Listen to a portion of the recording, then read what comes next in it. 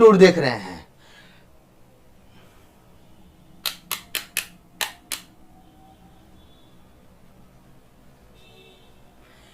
नमस्कार, आप exam tour देख रहे हैं। सोर्स से यानी गुप्त सूचना से मालूम चल रहा है कि बीपीएससी टीआरई 3 का एग्जाम में अब कोई बदलाव नहीं होगा और टीआरई 4 भी समय पर होगा। तो इसके बारे में जो जानकारी मिल रही है उसको जानेंगे। कई सारे मीडिया में ये चल रहा है और बहुत जगह वायरल चल रहा है। सबसे पहले बता दें, टीआरई 3 की पुनर्परीक्षा संभावित जो तिथि है उसमें अब कोई बदलाव नहीं होगा। दूसरा, 19 से 22 जुलाई के बीच में जो 87,000 शिक्षकों की नियुक्ति होना है, जो एग्जाम होना है, वह समय पर होगा। बीपीएससी को अब तक 22 जिलों में परीक्षा केंद्र बनाने की सूची मिल चुकी है और उस पर वो लोग तैयार हो चुके हैं। पहली बार अतिथि शिक्षकों को मिलेगा 25 अंकों का वेटेज, ये बात आप जानते हैं। अब संभावित तिथि में कोई नहीं होगा बदलाव, इसे फाइनल मानकर ही तैयारी में लग जाए।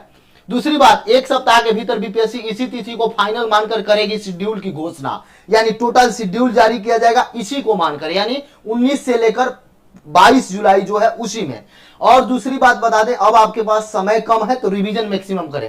टीआरई वही आप देखिए फाइनल मानकर शेड्यूल, वही आयोग अगले माह टीआरई 4 की वैकेंसी के पर भी विज्ञापन निकाल सकते हैं। ये 100% सही है, इस बात को आप समझ लेंगे। 1 से 2 दिन में आपको इसका पूरा सब कुछ जानकारी मिल जाएगा और मैं आयोग भी जाने का प्रयास कर रहा हूं। 1 से 2 दिन में वहां से भी जो जानकारी निकलेगी वो आपको बताया जाएगा। ये जो सूचना चल रहा है, आप लोग लगातार कमेंट कर रहे थे तो मैं सोचा इस पर क्यों ना बना। एसटीटी का रिजल्ट भी जुलाई के दूसरे सप्ताह में आने की संभावना है। वहीं शिक्षा विभाग ने रिक्तियों को मिलते ही 20 जुलाई बाद जारी हो सकता है टीआरई 4 का विज्ञापन, यानी 20 जुलाई के बाद टीआरई 4 का विज्ञापन में भी जारी हो सकता है। कैलेंडर के मुताबिक अगस्त में ही टीआरई 4 की कराने का लक्ष्य रखा गया है, लेकिन लक्ष्य 100% लग रहा है कि पूरा नहीं होगा। ये ठीक है, ये सूचना मिल रहा है, लेकिन लक्ष्य पूरा नहीं हो पाएगा क्योंकि अभी ये जुलाई में चल रहा है। फिर इन्हीं का ज्वाइनिंग हो, फिर ये एग्जाम दे, तो ये कब तक चलेगा? एक व्यक्ति 4-4 बार एग्जाम देगा, कहीं एक जगह काम करेगा, तो ये भी समझ लें। हालांकि आयोग रिजर्वेशन वाले फैसले के बाद संशय में है, ये बात 100% कल मैं भी बता रहा था कि अभी संशय में है।